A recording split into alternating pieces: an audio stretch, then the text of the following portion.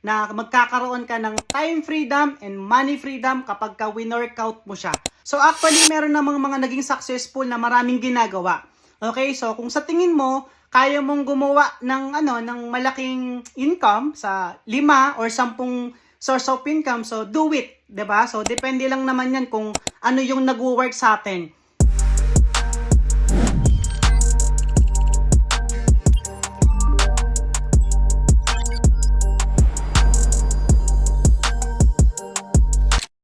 Hi, good morning. Sa video na to, meron akong gustong i-share sa inyo na habang nag-i-scroll ako kanina sa Facebook, meron akong nabasa na isang post ni Alex Hormozi na siya po yung author ng $100 million offer and $100 million leads.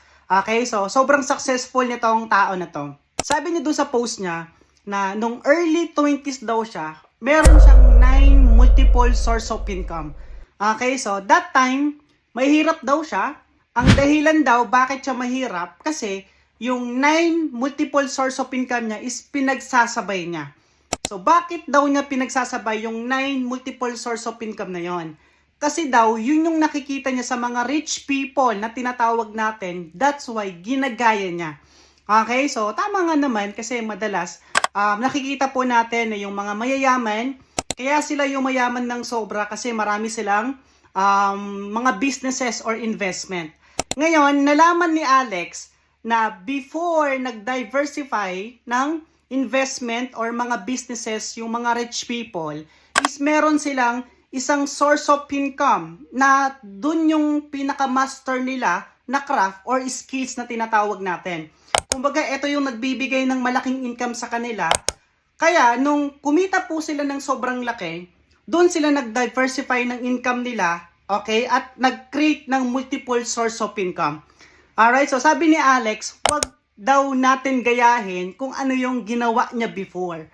So actually, marami din akong nakakausap na mga successful people na lagi kong tinatanong sa kanila na bago sila nagkaroon ng maraming businesses or nag-diversify ng income nila, or investment na tinatawag natin, is ano yung pinaka-business nila na kumikita sila ng malaki at ano yung ginawa nila. So, most of them, lagi nilang sinasabi na yun nga, yung businesses na yun yung ginawa nila ng matagal na panahon. Okay? 5 to 10 years, ang ginugol nilang effort, time, ang in-spend nilang money is sobrang dami. Okay? So, yun nga, nung nakapag-create sila ng malaking income dun sa businesses na yon, so yun yung pinaka main source of income nila. Kaya nung lumakas na yung income nila, dun po sila nag-diversify ng income nila. Na yun po yung hindi naintindihan ng mga iba na nagsisimula sa business. Akala nila na before ka magkaroon ng malaking wealth, okay, or yung malaking tinatawag natin na income, is kailangan marami kang source of income.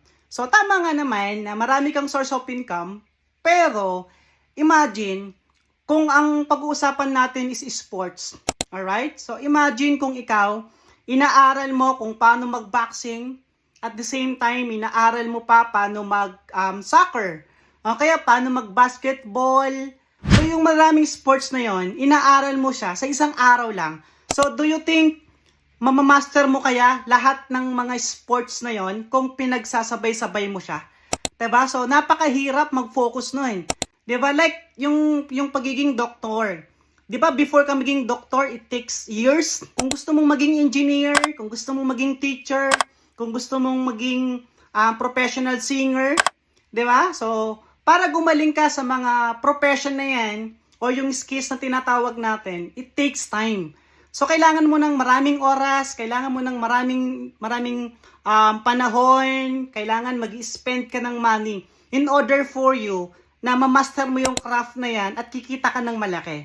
So, yun yung punto ko na maraming mga iba na nagkakamali na ang dami nilang source of income.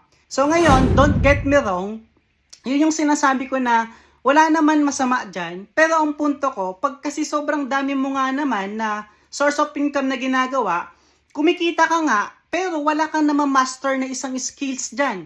Okay, wala kang possible na namamaster na nag-create ng pinaka-craft mo na magbibigay sa'yo ng malaking source of income. Okay, and mostly po sa mga napapanood ko sa social media na halos na mga multi-millionaire and multi-billionaire, sila po talaga yung meron silang isang source of income or business na na-master nila.